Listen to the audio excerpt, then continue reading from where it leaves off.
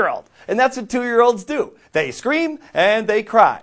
Why? Because they're bad? No, because they're operating at a lower level of awareness. You don't blame the little guy because he's only doing what he's mentally capable of at this point in his life. Adults are no different. All of us are operating at different levels of conscious awareness. That's why some people are C students in college and others are Rhodes Scholars. Sure, hard work and effort play a role. But generally speaking, people who excel in school, sports, or anything else are operating at a higher level of awareness in this particular area. Back in my days as a struggling tennis player, I remember doing a service return drill with the great Andre Agassi. Another great player of that time period named Tim Mayotte was serving balls at us and we were taking turns hitting service returns.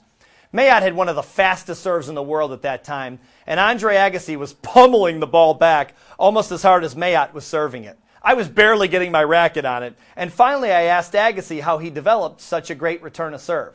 Andre is a really nice guy, and he said, "Steve, it's all in your head. It's all in your head. You just got to concentrate on the ball more." As much as I wanted to believe he was right, I knew he was wrong. I was 6 years older than him.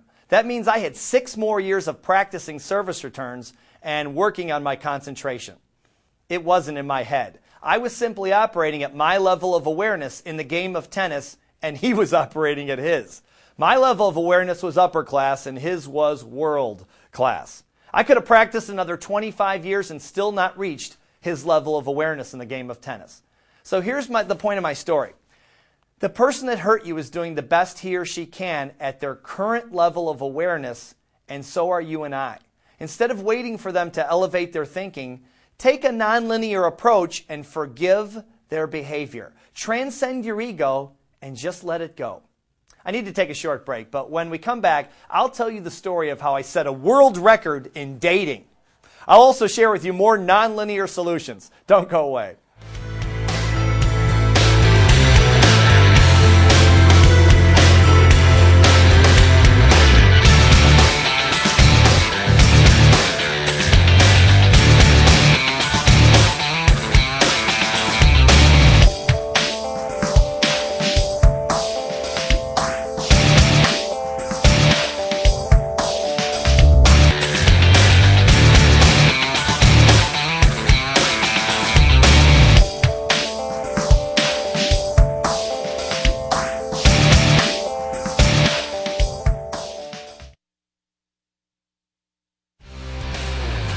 Before the break, we were talking about forgiveness as a nonlinear problem-solving strategy. Before we go further, let me give you some more examples of linear and nonlinear thinking. Linear thinking is a man who walks into a trophy shop and says, "Whoa, this guy is good."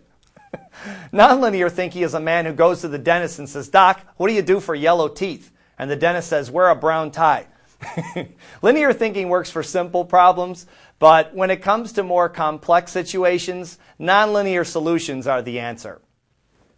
Let's take dating, for example. Maybe you're single and looking for the person of your dreams, but linear thinking doesn't seem to be working. Back when I was a freshman in high school, one of the greatest things that can happen to any male freshman happened to me.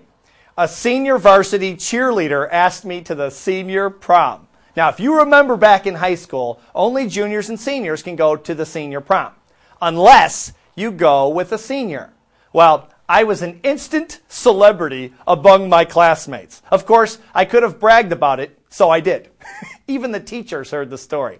Everything was great until the star quarterback of the football team asked my date to the prom. She dropped me like a bad habit. I mean, I was demoralized.